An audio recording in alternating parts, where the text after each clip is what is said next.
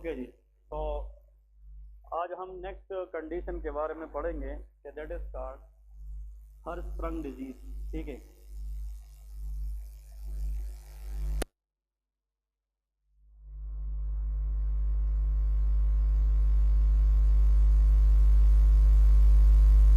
That is called Hirschsprung disease. That is very important for the exam. ठीक है। Hirschsprung disease में दो तीन चीजें आप लोगों ने समझनी है इसमें लेके इन दिस कंडीशन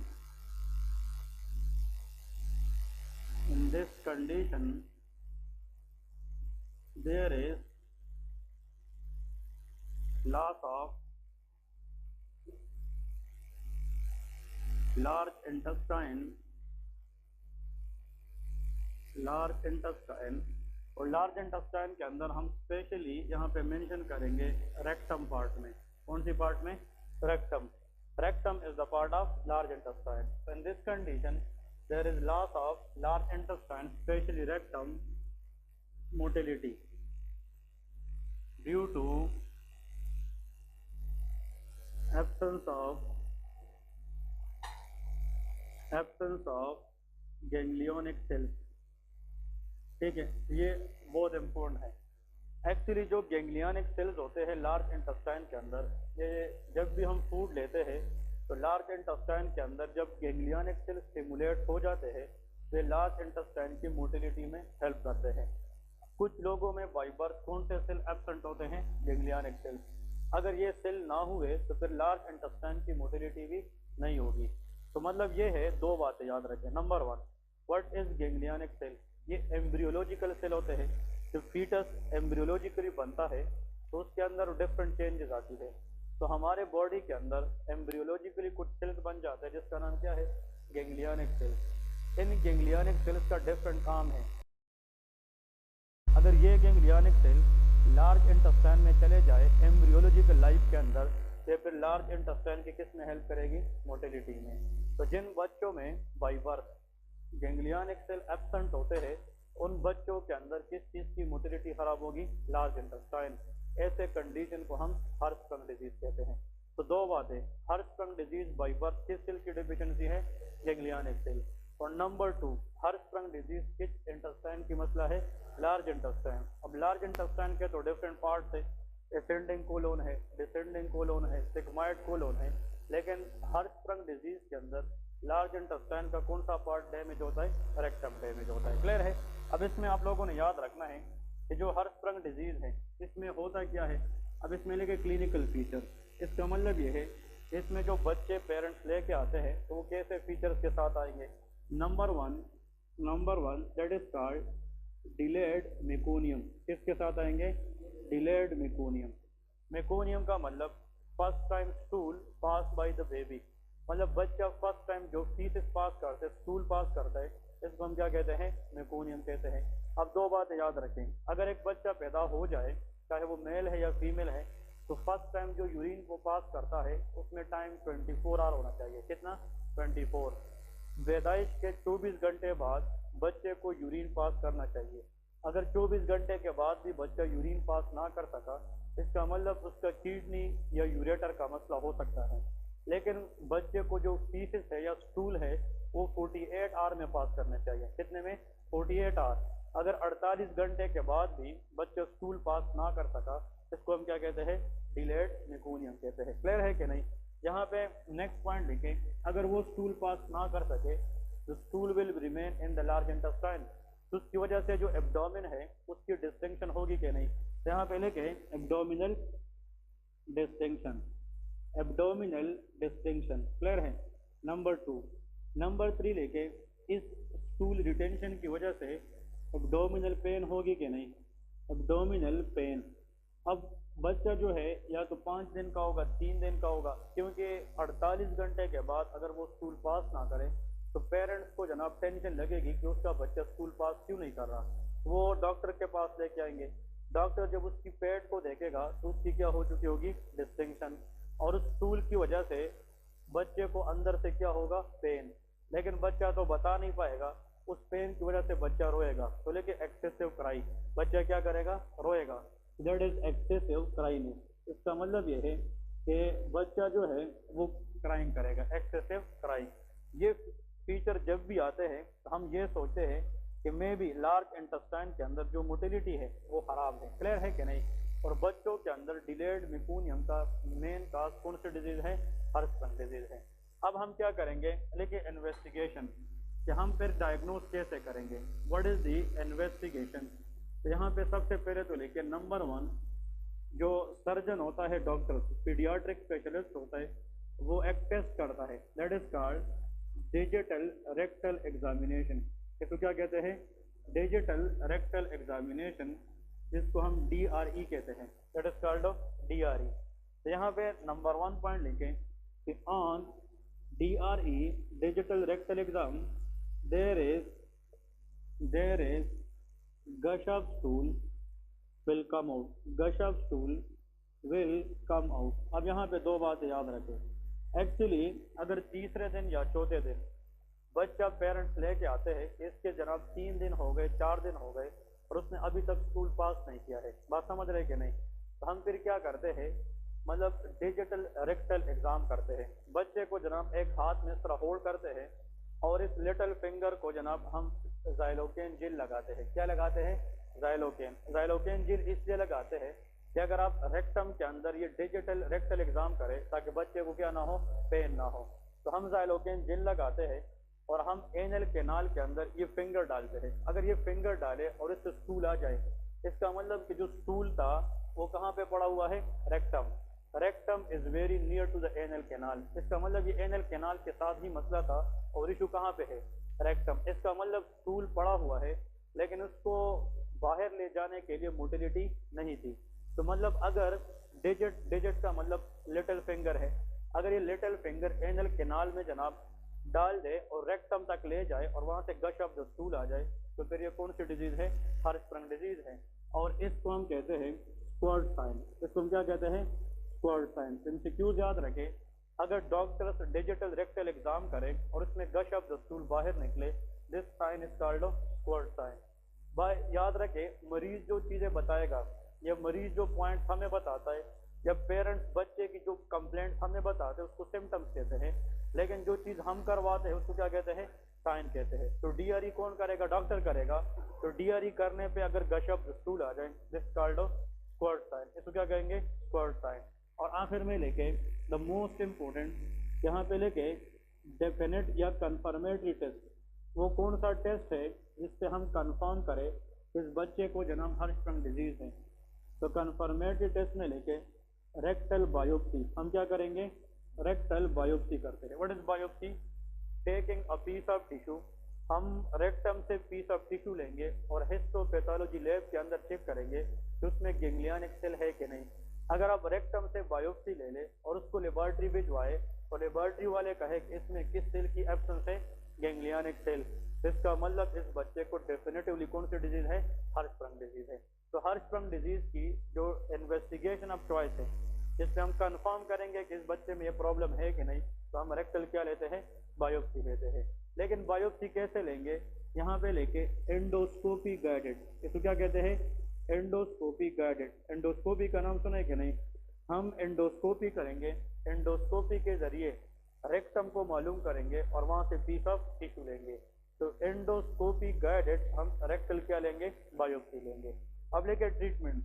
अगर एक बच्चे में हर्शबर्ग डिजीज है तो फिर आप लोगों ने क्या करना है? शाबाश। हर्शबर्ग डिजीज है तो फिर उन बच्चे में क्या करना है? अब उसमें तो गैंग्लियनिक सेल एब्सेंट है और ये बाई बर्थ मसला है कि after the birth? By birth. ऐसा ड्रग नहीं है कि वो गैंग्लियनिक सेल को बढ़ाए, ऐसा ड्रग नहीं है जिसके जरिए हम गैंग्लियनिक सेल को रिपेयर करें। तो उसका बेस्ट हल ये है कि जिस पार्ट ऑफ द रेक्टम में गैंग्लियनिक सेल नहीं है उसको सर्जिकली क्या करें? रिमूव करें, and that is called rectal resection. इसको क्या कहते हैं? Rectal resection. तो यहाँ पे दो बातें याद रखें कि resection mean removal of that part where there is loss of cell, ganglionic cell. तो रेक्टम के जिस पार्ट में गैंग्लियनिक सेल एब्सेंट होंगे उसको हम रिमूव करेंगे और फिर दोनों साइडों को दोबारा क्या करेंगे? अटैच करवाएंगे। तो this is the treatment of choice for which disease? Hirschberg disease. Clear है? एक एमसीक्यू लिखे, Hirschberg disease associated associated with which chromosomal problem। कहते हैं कि अगर हर्शस्प्रंग डिजीज मतलब कोई पेशेंट है या किड है या बच्चा है तो उसमें अगर कोई क्रोमोसोमल प्रॉब्लम भी हो सकती है तो वो कौन सी होगी? Answer is down syndrome. इसको क्या कहते हैं? Down syndrome. ये नाम सुना है कि नहीं? Down syndrome. डाउन सिंड्रोम के बारे में याद रखें, it is one of the chromosomal abnormality. तो जिन बच्चों के अंदर हर्शस्प्रंग डिजीज हो और उनमें कोई क्रोमोसोमल प्रॉब्लम भी हो सकती है तो उसका नाम क्या होगा? Down syndrome. ये भी एग्जाम में आता है। देखें यहाँ पे अगर हम देखें for example this is chromosome pair, ये दो क्रोमोसोम है। फिर यहाँ पे देखिए दिस अगेन क्रोमोसोम पेयर। सब लोग को पता है कि एक सेल के अंदर इसी तरह फॉर एग्जांपल अगर ये 21 है, ये 22 है, अब देखें 22 और आखिर में क्या होता है? 23। तो हर सेल के अंदर कितने पेयर होते हैं? 23। तो there are 46 number of chromosome but there how many pair? 23। अब ये जो लास्ट वाला पेयर है या तो किसी जेंडर में XX होगा, अगर वो XX निकले तो वो क्या है? फीमेल है। या किसी जेंडर में ये क्या होगा? XY होगा तो वो मेल है। अब 1 से लेके जो 22 तक पेयर है इस पे हम जेंडर मालूम हो नहीं कर सकते। कितने पेयर पे कर सकते हैं? 1। जो लास्ट वाला पेयर है इसको हम कहते हैं 6 क्रोमोसोम। क्या कहते हैं? 6 क्रोमोसोम, क्योंकि ये हमें किसी जेंडर की सेक्स बताता है कि फीमेल है या मेल है। लेकिन 1 से लेके जो 22 तक है ये हमें सेक्स नहीं बता सकती। इसको हम कहते हैं ऑटोसोम। क्या कहते हैं? ऑटोसोम। तो 1 से लेके 22 तक जो पेयर है क्रोमोसोम के इसका नाम क्या है? ऑटोसोम। लेकिन जो लास्ट वाला पेयर है ये 6 क्रोमोसोम होता है, या तो ये XX होता है या XY होता है। शर्त ये है कि क्रोमोसोम हमेशा पेयर्स में होने चाहिए। कौन किसमें? पेयर में। अगर इस क्रोमोसोम पेयर से मैं एक खत्म करूं तो ये डिलीशन है कि एडिशन है? डिलीशन है। तो कितने रह गए? 1। इसको मोनोसोमी कहते हैं। क्या कहते हैं? मोनोसोमी। लेकिन अगर इसके साथ में एक ऐड करूं तो इसको क्या कहेंगे? ट्राइसोमी। ये 3 हो गए। चाहे हम एक ऐड करें या एक डिलीट करें दोनों प्रॉब्लम है कि नहीं? अब ऐसे बच्चे जिसके किस पेयर पे मसला हो? 21 और 21 पेयर पे एक एक्स्ट्रा क्रोमोसोम आ जाए तो मोनोसोमी है कि ट्राइसोमी। तो ऐसा क्रोमोसोमल प्रॉब्लम जो पेयर नंबर किस पे हो? 21 और वो 2 से कितने बन जाए? 3। तो trisomy 21 is known as Down syndrome. इसको क्या कहते हैं? Down syndrome. तो आप लोगों से अगर ये सवाल पूछा जाए जो अभी रिसेंट एनालिसिस स्टेप 1 में आता कि Down syndrome is trisomy dash, तो option A 18, option B 15, option C 13 and option D 21। तो डाउन सिंड्रोम इज ट्राइसोमी 21। ये पॉइंट याद रखें। तो जिन बच्चों में हर्शस्प्रंग डिजीज होगा उसमें अगर कोई क्रोमोसोमल प्रॉब्लम हो सकती है तो उसका नाम क्या है? Down syndrome which is trisomy 21। ठीक है जी। अब यहाँ पे एक और पॉइंट याद रखें, यहाँ पे हेडिंग दे दे अप्रोच। ये इम्पोर्टेंट है। देखिए अप्रोच में आप लोगों ने याद रखना है, इम्पोर्टेंट पॉइंट याद रखें। Approach to delayed meconium. अगर एक बच्चा है वो तीसरे दिन पे भी स्टूल पास ना करे, क्योंकि स्टूल पास करने के लिए आफ्टर द बर्थ जो नॉर्मल टाइमिंग है वो कितने आवर्स है? 48 आवर्स। अगर 2 दिन के बाद भी बच्चा स्टूल पास ना करे that is called delayed meconium. तो एज अ डॉक्टर आपने कौन कौन सी चीजें सोचनी है? यहाँ पे 2 बातें याद रखें। अगर यहाँ पे हम बात लेके कि फॉर एग्जांपल यहाँ पे या तो जनाब फॉर एग्जांपल नंबर 1 यहाँ पे जनाब हर्शस्प्रंग डिजीज हो सकती है कि नहीं? अभी हमने बात की है ना। अगर एक बच्चा फॉर एग्जांपल 2 दिन बाद भी स्कूल पास ना करे तो उसका एक वजह क्या हो सकता है? Hirschsprung disease. इसमें कौन से सेल एब्सेंट होते हैं? Ganglionic cell. क्या होता है? गैंग्लियनिक। तो इसमें आज ही स्टूल हार्ट का मसला है कि इंटेस्टाइन मोटिलिटी का मसला है? तो यहाँ पे लेके लॉस ऑफ मोटिलिटी, इसमें किसका मसला है? Loss of motility. यार पेरिस्टालिसिस का नाम सुना है कि नहीं? जीआईटी की कंट्रैक्शन रिलैक्सेशन को हम पेरिस्टालिसिस भी कहते हैं, उसको मोटिलिटी भी कहते हैं। हम अगर खुराक खाते हैं तो यहाँ से माउथ से वो नीचे कैसे जाएगी जब मोटिलिटी हो? अगर मोटिलिटी ना हो तो फिर स्टूल बंदा पास नहीं कर सकता। तो यहाँ पे जो अगर बच्चों में डिलेड मेकोनियम है और उसका वजह लॉस ऑफ क्या है? Motility in the large intestine specially in the rectum. Think about which disease? Hirschsprung disease. लेकिन इसका दूसरा वजह हो सकता है सिस्टिक फाइब्रोसिस डिजीज। कौन सी डिजीज? Cystic fibrosis. अब यहाँ पे मोटिलिटी का मसला नहीं है, यहाँ पे लेके सिक्रीशन बिकम थिक। यहाँ पे सिक्रीशन क्या हो जाती है? थिक। ये बताया था क्या नहीं? यहाँ पे लेके सिक्रीशन बिकम थिक।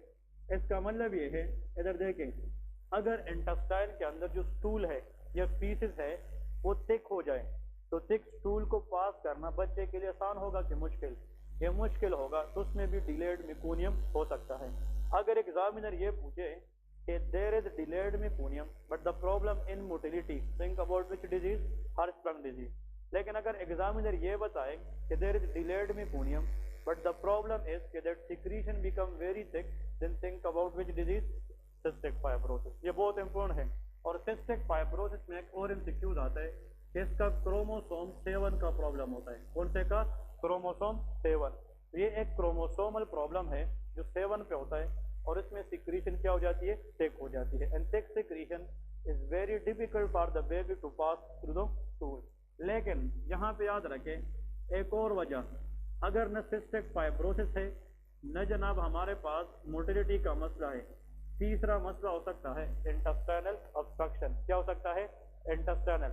अगर इंटेस्टाइन अंदर से ब्लॉक है, न मोटिलिटी का मसला है न सिक्रीशन का मसला है, लेकिन जिस रास्ते पे स्टूल ने आना है वो अंदर से ब्लॉक है, can the baby will pass the stool? No. तो इंटेस्टाइनल ऑब्स्ट्रक्शन और यहाँ पे लेके पेनफुल कंडीशन, ये बहुत ज्यादा सीवियर पेनफुल कंडीशन होता है और इसमें एक्सेसिव क्राई। अब ये जनाब कैसे पता चलेगा? ये हमें अल्ट्रासाउंड से पता चलेगा। जब बच्चे की हम एब्डोमेन अल्ट्रासाउंड करें तो उसमें पता चलेगा कि इस बच्चे के अंदर कहीं ना कहीं पे इंटेस्टाइन का एक पार्ट अंदर से क्या है? वो ऑब्स्ट्रक्ट है।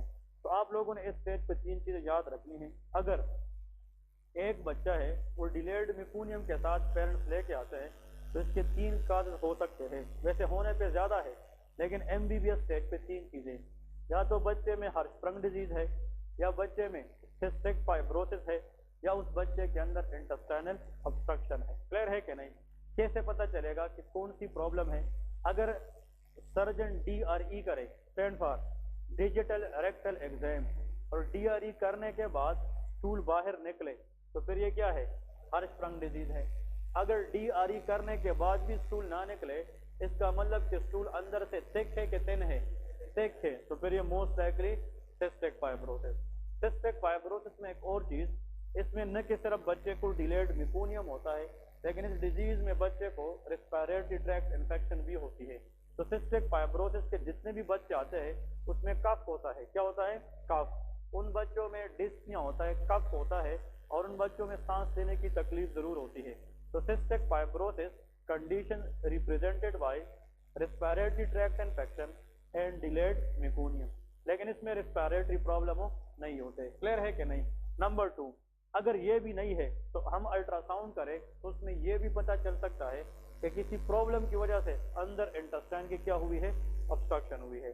और अगर इंटेस्टाइनल ऑब्स्ट्रक्शन उसका काज है तो then that should be repair surgically. हम उसको क्या करेंगे? सर्जिकली रिपेयर करेंगे। बात समझ गए कि नहीं? ये जनाब अगर ये डिजीज है तो इसकी ट्रीटमेंट क्या है? रेक्टल रिसेक्शन है। जहाँ पे रेक्टम में गैंग्लियनिक सेल ना हो तो उस एरिया को क्या करेंगे? वो रिमूव करेंगे। क्लियर है? So these are the differential diagnosis in a baby which presented with which symptom? Delayed meconium के साथ। क्लियर है? अब इसके बाद नेक्स्ट टॉपिक लेके कोलोनिक पोलिप्स, हेडिंग दे दे what is meant by colonic polyps. ठीक है, what is meant by colon का मतलब लार्ज इंटेस्टाइन है, पोलिप्स का मतलब एबनॉर्मल म्यूकोजल ग्रोथ है। अगर म्यूकोजा से एबनॉर्मल ग्रोथ निकले और वो लार्ज इंटेस्टाइन में हो तो उसको हम कोलोनिक पोलिप्स कहते हैं।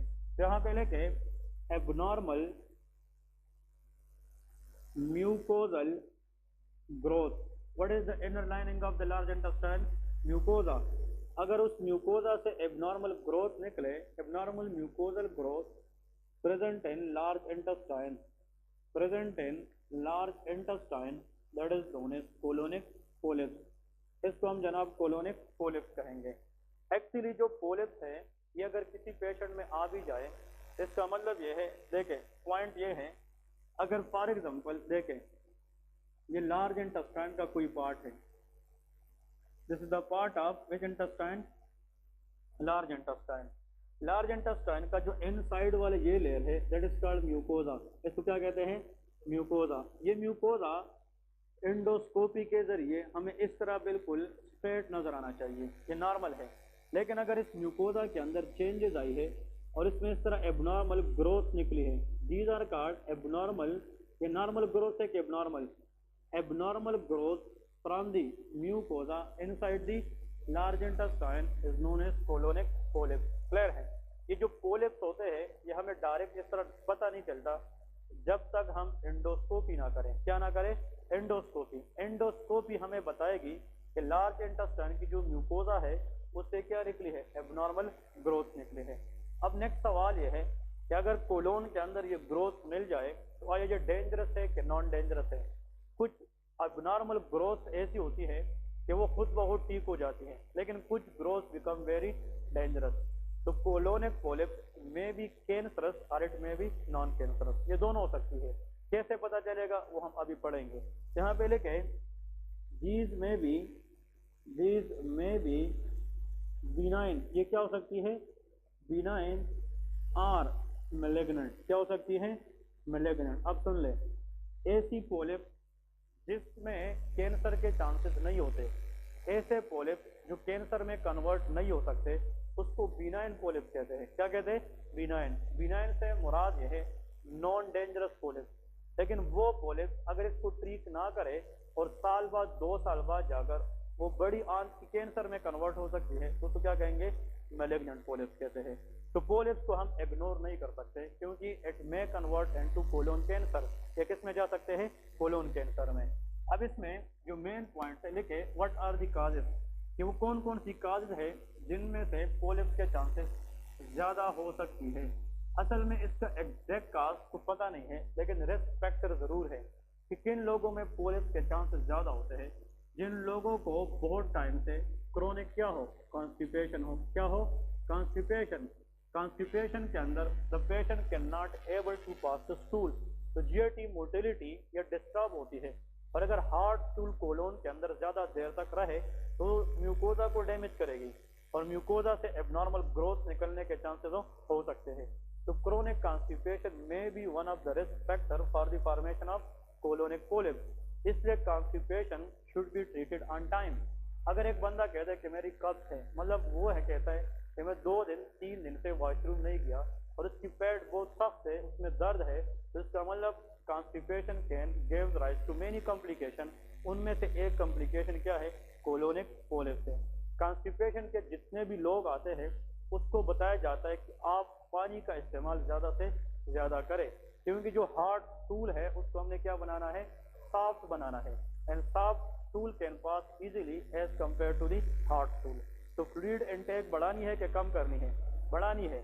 उस बंदे को बताया जाता है कि वेजिटेबल इनटेक अपनी डाइट में बढ़ाए, स्पेशली जो साग होते हैं, साग, ठीक है, ये जो है ये कॉन्स्टिपेशन रिलीव करती है। और फाइबर डाइट को बढ़ाए, अपनी डाइट के अंदर सलाद का इस्तेमाल बहुत ज़्यादा करें। और उसको बताया जाता है कि जंक फूड और फास्ट फूड को क्या करें? अवॉइड करें। क्लियर है कि नहीं?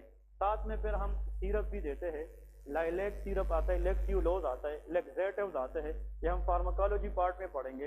ये वो मेडिसिन होते हैं कि वो क्विकली किस चीज़ को रिलीव करते हैं? कॉन्स्टिपेशन को। यहाँ पे लेके लेक ऑफ या डिक्रीज वाटर इनटेक, ये जो वाटर इनटेक है ये कम करना, हाँ जी, बट इंक्रीज जंक फूड। किस चीज़ का इस्तेमाल ज़्यादा करना? Junk food. जंक फूड से मुराद फास्ट फूड है। अगर एक बंदा फास्ट फूड ज़्यादा खाए, फ्लूइड इनटेक कम करें, तो इन लोगों में एट द एंड क्या होनी है? Constipation which increase the risk of colonic polyps. Number 3 लिखे ओबेसिटी। क्या चीज़? ओबेसिटी। अगर एक बंदा है वो ओबीज है, ओबेसिटी बंदा मतलब उसमें मोटापन होता है, इन बंदों में भी कोलोन कैंसर के साथ साथ किसके चांसेस होते हैं? Colonic polyps. क्लियर है? ओबेसिटी याद रखें, ओबेसिटी का मतलब हम बीएमआई मालूम करते हैं। What is BMI? Very good, body mass index. ये आज से याद रखें, बड़े से बड़े एग्जाम में जाकर बैठोगे तो ये क्वेश्चन हमने खुद भी फेस किया है, आता भी है कि BMI is calculated by dash. तो याद रखें, बीएमआई को कैलकुलेट किया जाता है वेट इन केजी में। किसमें? Weight in kg, height in metre square में। किस चीज में? Height in metre square. आपने पेशेंट की वेट लेनी है, वजन कितना है उस बंदे का, 70 kg 80 kg, और उसका हाइट मीटर में लेना है। अगर इसका 1.2 मीटर हाइट है तो उसका हम स्क्वायर लेंगे, इसका 1.2 को किससे मल्टीप्लाई करेंगे, 2 से मल्टीप्लाई करेंगे। तो वेट पे अगर उसकी हाइट इन मीटर स्क्वायर को डिवाइड करे, जो भी फिगर आएगी ये उस बंदे की क्या होगी, BMI। नॉर्मली उस बंदे की वेट और हाइट के मुताबिक 17 से 25 के दरमियान आना चाहिए। कितने से, 17 से 25। सुन ले, अगर किसी की BMI 25 से ज्यादा और 30 से कम है उसको ओवर वेट कहते हैं। क्या कहते हैं, ओवर वेट। और अगर वो 30 से भी बढ़ जाए दैट इज कॉल्ड ओबेसिटी, उसको ओबेसिटी कहते हैं। तो ओबेसिटी जिन लोगों को होती है बहुत सारी प्रॉब्लम जन्म ले सकती है। स्ट्रोक हो सकता है कि नहीं, ओबेसिटी पेशेंट में एंजाइना हो सकता है कि नहीं, हार्ट अटैक हो सकता है कि नहीं, डीप वेन थ्रोम्बोसिस हो सकती है कि नहीं, और इन लोगों के साथ क्या हो सकता है, कोलोनिक पोलिप्स भी हो सकते हैं। क्योंकि obesity again contribute in the pathogenesis of constipation.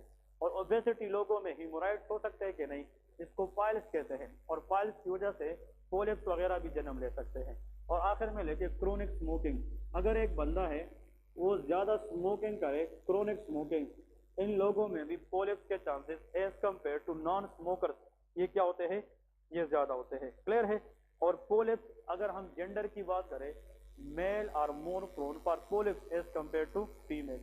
तो मेल के अंदर जेंडर वाइज पोलिप्स के चांसेस क्या होते हैं, ज्यादा होते हैं। अब इसके बाद लेके पोलिप्स के टाइप्स कौन कौन से हैं, ये बहुत इंपॉर्टेंट है।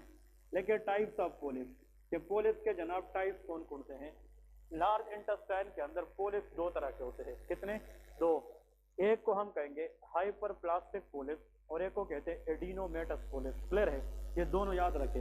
Examiner love to ask this differentiation. हाँ जी, the first one is called hyperplastic polyps और second one is called adenomatous polyps. ठीक है, यहाँ पे लेके एडिनोमेटस पोलिप्स। इसी तरह और कई किस्म के पोलिप्स हो सकती है, but those are very very rare. वो क्या होती है, रेयर कंडीशन। लेकिन जो हाइपर प्लास्टिक और एडिनोमेटस है ये हमें आना चाहिए, ये बहुत इंपॉर्टेंट है। सबसे पहले याद रखें, अगर हम एंडोस्कोपी करें, क्या करें, एंडोस्कोपी, और हमें इस तरह म्यूकोजल ग्रोथ मिल जाए, हमें तो पता होना चाहिए कि ये पोलिप्स है। क्या है, पोलिप्स है। सुन ले, अब अगर लार्ज इंटेस्टाइन में पोलिप्स इस तरह नजर आ जाए, हाँ जी, अब एक बंदा है उसकी लार्ज इंटेस्टाइन में ये पोलिप्स है और दूसरे में ये है, इसका साइज छोटी है और इसका साइज बड़ी है। Those polyps which are very very smaller that most likely hyperplastic. और वो पोलिप्स जो एंडोस्कोपी पे हमें नजर आए और वो साइज में बड़े होते हैं तो मोस्ट लाइकली क्या होते हैं, एडिनोमेटस। तो जो हाइपरप्लास्टिक पोलिप्स है कवर लेके स्मॉलर इन साइज, ये साइज में यूजुअली क्या होते हैं, स्मॉल होते हैं। इसमें लेके इसमें जितने भी लोग आते हैं on the time of diagnosis, usually in लोगों की पोलिप्स हमें एंडोस्कोपी पे क्या नजर आते हैं, लार्जर नजर आते हैं। क्लियर है जी। नेक्स्ट पॉइंट, अगर आप इस बंदे को पूछे हाइपरप्लास्टिक पोलिप्स, हम पूछे खानदान में किसी और को बड़ी आंत का मसला तो नहीं है, या किसी और बड़े खानदान में फैमिली के अंदर किसी दूसरे मेंबर को पोलिप्स का इशू तो नहीं है, या आपके खानदान में किसी बड़े बंदे को कोलोन कैंसर तो नहीं है। अगर वो कहते कि ऐसा कुछ नहीं है, इसका मतलब ऐसा पोलिप्स जिसके साथ जेनेटिक एसोसिएशन हो ना हो वो हाइपरप्लास्टिक होते हैं। और जो लोग कहते हैं कि मेरे वालिद को भी ये मसला था, मेरे भाई को भी ये मसला था, इसका मतलब ये इशू जेनेटिक्स के साथ एसोसिएटेड है, तो मोस्ट लाइकली कौन से पोलिप है, एडिनोमेटस। यहाँ पे लेके नो जेनेटिक एसोसिएशन, इसमें फैमिली हिस्ट्री नेगेटिव होगी कि पॉजिटिव, इसमें नेगेटिव होगी। जो हाइपरप्लास्टिक पोलिप्स है इसमें फैमिली हिस्ट्री नेगेटिव कि उसमें जेनेटिक एसोसिएशन नहीं है। लेकिन यहाँ पे लेके पॉजिटिव फैमिली हिस्ट्री, इसका मतलब ये है पॉजिटिव फैमिली हिस्ट्री का मतलब कि इसमें हाँ जी क्या होगी, शाबाश, there should be genetic association. अब एग्जामिनर लव टू आस्क कि वो कौन सा जीन है कि अगर उसमें म्यूटेशन आ जाए, चेंज आ जाए, तो उन लोगों में कौन सा पोलिप्स होगा, एडिनोमेटस। उस जीन का नाम याद रखें, APC जीन, इसको हम क्या कहते हैं, APC। Please remember this gene name, it is highly highly important in the exam. APC is the name of a gene. अगर इसमें म्यूटेशन आ जाए, चेंजेस आ जाए, तो इस जीन की म्यूटेशन से कौन से पोलिप्स हो सकते हैं, एडिनोमेटस पोलिप्स। अब सुन ले, यहाँ पे ये जो पोलिप है, एक आउटग्रोथ को पोलिप्स कहा जाता है, लेकिन ये एक है कि मल्टीपल है, मल्टीपल है। ज्यादा पोलिप्स को कहते हैं पोलिपोसिस। क्या कहते हैं? पोलिपोसिस। ये बड़े हैं साइज में कि छोटे हैं? बड़े हैं। तो एडिनोमेटस है कि हाइपरप्लास्टिक? तो इसका नाम है एडिनोमेटस, हाँ जी, पोलिपोसिस। क्या है? एडिनोमेटस पोलिपोसिस। लेकिन ये लार्ज इंटेस्टाइन में है कि स्मॉल में है? लार्ज में। तो बाउल में है कि कोलोन में है? कोलोन। तो एडिनोमेटस पोलिपोसिस कोलाई। अब यहाँ पे याद रखें, ऐसा जीन जो कोलोन के अंदर कौन से पोलिप को प्रिवेंट करता है? एडिनोमेटस। उस जीन का नाम एपीसी जीन है। A stand for adenomatous, P for polyposis, C for coli gene. इसका मतलब यह है कि ऐसा जीन जो कोलोन के अंदर एडिनोमेटस पोलिप्स को प्रिवेंट कर सकता है, उसका नाम कौन सा जीन है? APC, stand for adenomatous polyposis coli gene. Clear है कि नहीं? अब नेक्स्ट सवाल यह है फ्रॉम गुड स्टूडेंट कि जो एपीसी जीन है ये किस क्रोमोसोम पे होता है?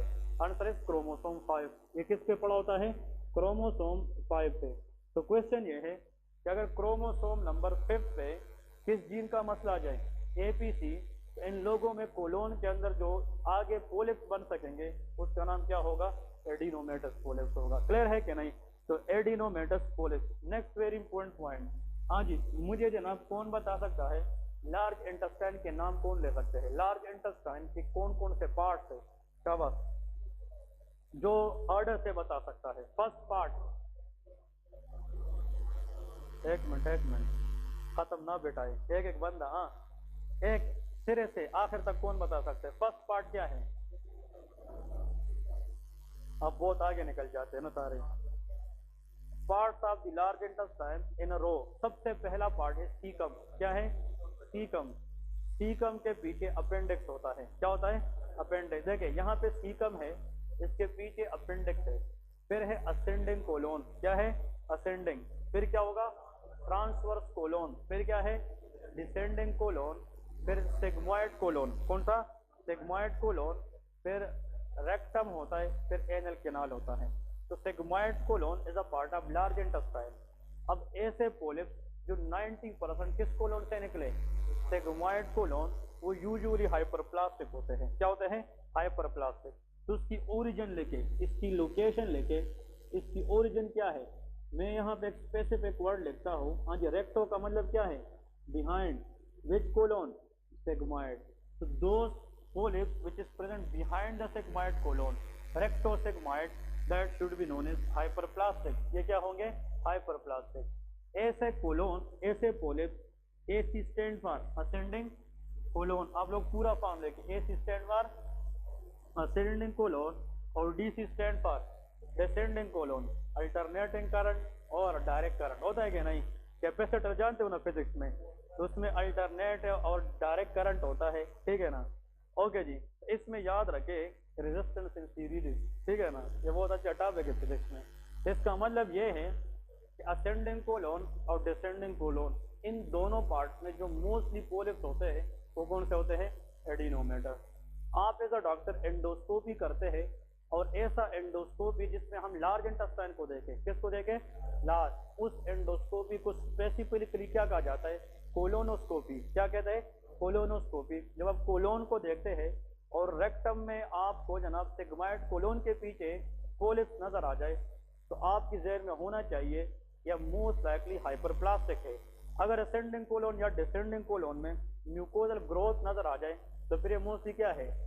एडिनोमेटस। तो उस केस में जरूर पूछे कि आपके खानदान में किसी और को ये मसला तो नहीं है, क्योंकि 99% उन लोगों में जेनेटिकली ये प्रॉब्लम होता है। और क्रोमोसोम 5 के ऊपर किस जीन का इशू होता है?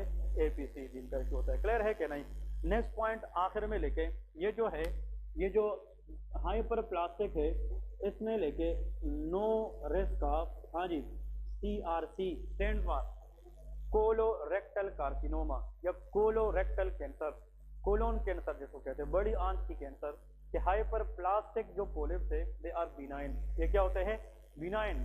ये पोलिप जो है ये कैंसर में कन्वर्ट नहीं होते। अगर होंगे भी तो लेस देन 1% चांस है। मतलब these patient are usually safe. तो दे आर बिनाइन पोलिप्स के malignant. Benign, they are non dangerous. लेकिन जिन लोगों में कौन से पोलिप्स हो, adenomatous, increase risk of colorectal carcinoma. इसका मतलब ये है ये पोलिप्स हम फिर जरूर ट्रीट करेंगे।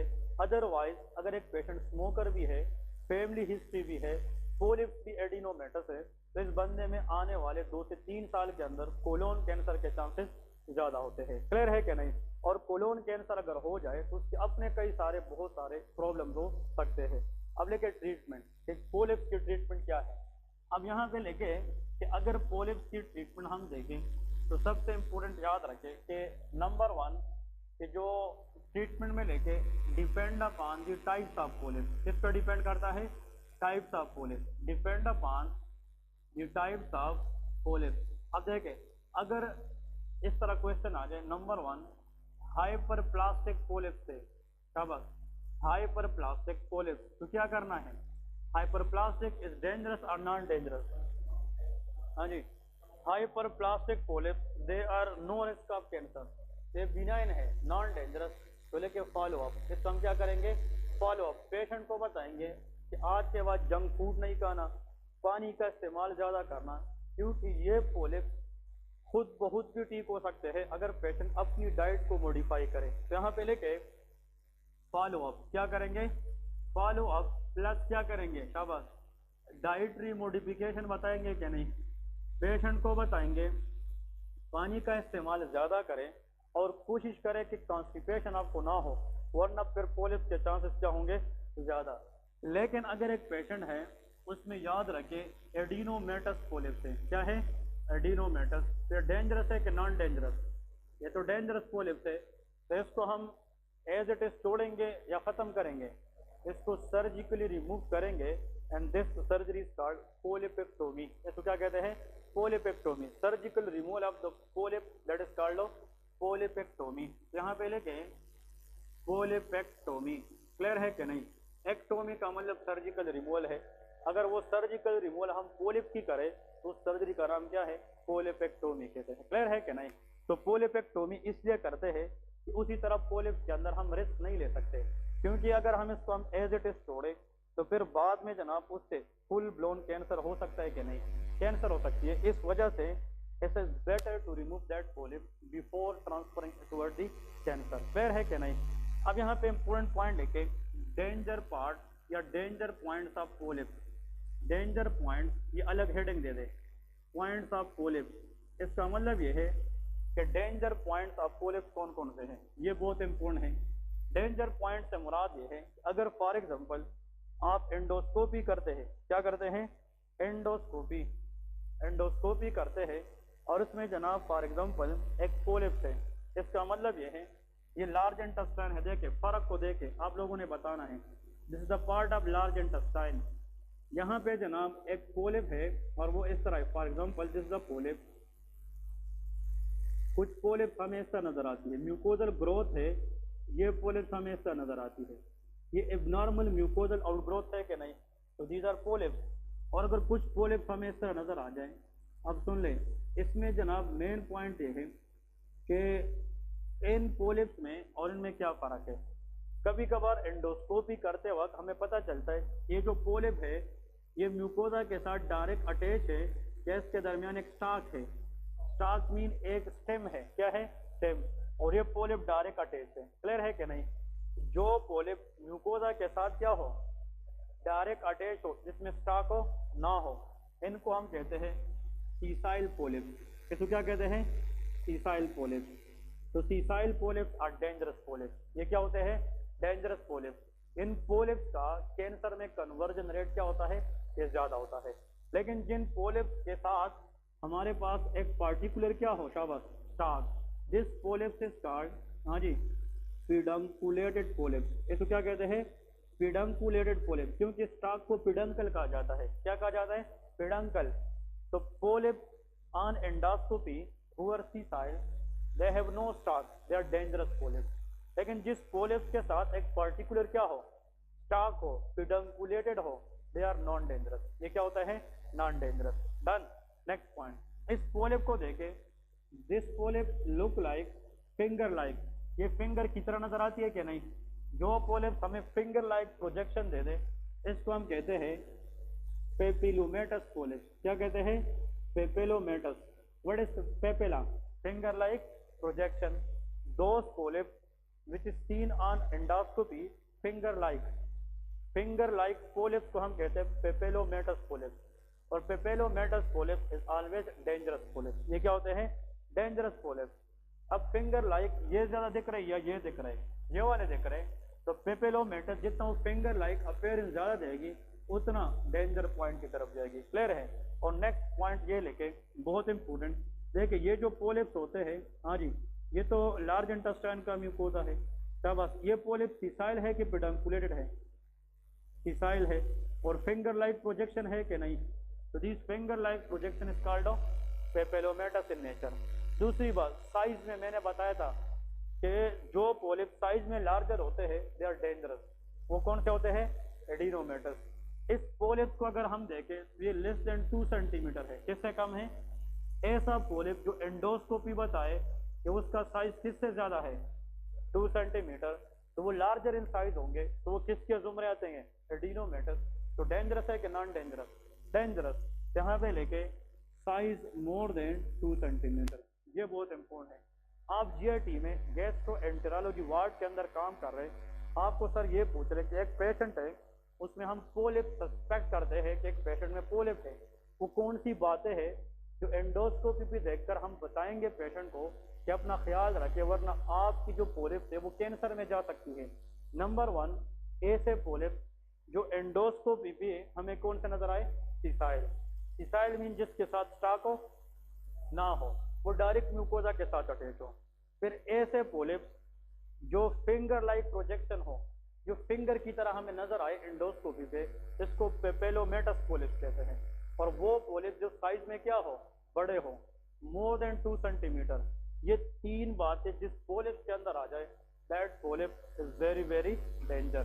डेंजर से मुराद कि वो मैलिग्नेंट है, और मैलिग्नेंट का मतलब कि this polyp has a greater tendency convert into colorectal carcinoma. ये किस में जा सकता है? कोलोरेक्टल कार्सिनोमा में जा सकता है। बात समझ गए कि नहीं? अब यहाँ पे 2 एमसीक्यूज ऐड करें साथ में, ये बहुत इंपॉर्टेंट पॉइंट है, ये बहुत इंपॉर्टेंट एमसीक्यूज है। यहाँ पे लेके नोट नीचे। नंबर 1 लेके, अगर एक पेशेंट है उसको जनाब फैमिली वाइज मसला है, तो उसका नाम क्या है? फेमिलियल। ऐसी प्रॉब्लम जो फैमिली में रन करे, जेनेटिकली रन करे, उस मसले को फेमिलियल कहते हैं। क्या कहते हैं? फेमिलियल। तो वो कौन सा पोलिप है जो फेमिलियल होता है? एडिनोमेटस। तो इस कंडीशन को हम कहते हैं एडिनोमेटस। और फेमिलियल एडिनोमेटस पोलिप एक नहीं होता, एक से ज्यादा होता है, तो उसको एडिनोमेटस पोलिपोसिस कहते हैं। क्या कहते हैं? एडिनोमेटस पोलिपोसिस कहते हैं। बात समझ रहे कि नहीं? क्योंकि the polyp which is having strong family association is adenomatous in nature. तो यहाँ पे इसको सिंपली डॉक्टर्स कहते हैं, हाँ जी, फैब। इसको क्या कहते हैं? FAP, familial adenomatous polyposis. अगर एक पेशेंट है उसको लार्ज इंटेस्टाइन के अंदर पोलिप है, लेकिन वो पोलिप कौन से टाइप के है? एडिनोमेटस है, लार्जर इन साइज है, असेंडिंग कोलोन या डिसेंडिंग कोलोन में है, और वो बंदा ये भी कह रहा है कि इस तरह का मसला घर में और को भी है, तो फिर ये क्या है? फेमिलियल। इसके साथ साथ अगर उस बंदे में बोन ट्यूमर है, क्या है? Bone tumour. अब देखें ये मसला कहाँ का है? लार्ज इंटेस्टाइन का। अगर लार्ज इंटेस्टाइन के मसले में पेशेंट में किसी और वजह से क्या है? बोन ट्यूमर, और उस ट्यूमर का नाम है ओस्टियोइड ओस्टियोमा। उसको क्या कहते हैं? ओस्टियोइड ओस्टियोमा। ओमा का मतलब क्या है? कैंसर है। ओमा का मतलब कैंसर। ये आप लोग याद करें या ना करें, लेकिन a person having colon polyp which has positive family history, लेकिन उसमें हड्डियों का क्या है? कैंसर है, बोन ट्यूमर है। तो इन दोनों चीजों को इकट्ठा हम एक नाम देते हैं, and this is called Gardiner syndrome. इसको क्या कहते हैं? Gardiner syndrome. क्लियर है कि नहीं? गार्डिनर ये एक सर्जन का नाम है। इसने एक बंदा देखा था जिसमें कोलोन के अंदर पोलिप्स भी थे और उस बंदे में बोन ट्यूमर भी था। तो उसने कहा कि आज के बाद जिस बंदे को फेमिलियल एडिनोमेटस पोलिपोसिस होगा और साथ में उसमें हड्डियों का मसला ट्यूमर होगा, तो ये 2 चीजें इकट्ठी अगर पेशेंट में आ जाए तो उसको क्या कहते हैं? गार्डिनर सिंड्रोम कहते हैं। क्लियर है कि नहीं? तो गार्डिनर सिंड्रोम के अंदर जो टारगेट एरिया है वो 2 अफेक्ट होते हैं। 1 is colon, large intestine, another is bone. एक क्या होता है? बोन। सेकंड नंबर लेके, ये तो फर्स्ट नंबर सेकंड लेके, अगर एक पेशेंट है उसमें FAP है, what is FAP? Very good, familial adenomatous polyposis. लेकिन पेशेंट आल्सो है ब्रेन ट्यूमर, इसमें कौन सा ट्यूमर है? Brain tumour. बोन की बजाय कौन सा ट्यूमर है? Brain tumour. अब ब्रेन के अंदर मैं पढ़ाऊंगा आगे न्यूरोपैथोलॉजी के अंदर कि ब्रेन में बहुत सारे ट्यूमर्स होते हैं, लेकिन डॉक्टर्स कहते हैं कि मोस्टली एक ट्यूमर होता है जिसको कहते हैं मेडुलोब्लास्टोमा। इसको क्या कहते हैं? Medulloblastoma. This is one of the tumour present in the brain. अगर एक पेशेंट है उसको फेमिलियल एडिनोमेटस पॉलीपोसिस भी है, लेकिन उसको ब्रेन के अंदर कौन सा कैंसर है? मेडुलोब्लास्टोमा है। तो इन दोनों चीज़ों को कंबाइंडली पेशेंट के अंदर टरकट सिंड्रोम कहते हैं। क्या कहते हैं? टरकट सिंड्रोम। क्लियर है कि नहीं? TURCOT, that is called which syndrome? Turcot syndrome. इसको CNS ट्यूमर भी कहते हैं, इसको ब्रेन ट्यूमर भी कहते हैं, एंड दैट इज मेडुलोब्लास्टोमा। तो सुन ले, एक पेशेंट है उसको फेमिलियल एडिनोमेटस पॉलीपोसिस है, लेकिन उसमें कोई इशू और नहीं है, बॉडी में कोई और मसला नहीं है, तो वो सिर्फ सिंपली किसका पेशेंट है? FAP। इसको सिंड्रोमो कहेंगे कि नहीं कहेंगे? नहीं समझे? If a patient is only diagnosed for familial adenomatous polyposis and there is no other problem, तो उस पेशेंट को सिर्फ क्या है? FAP है। लेकिन अगर इसके साथ साथ पेशेंट को ब्रेन ट्यूमर भी हो और वो मेडुलोब्लास्टोमा हो, दैट शुड बी टरकट सिंड्रोम। आप किसी की रिपोर्ट देख रहे हॉस्पिटल के अंदर, सर ने लिखा है कि the patient diagnose for Gardiner syndrome. इसमें क्या है?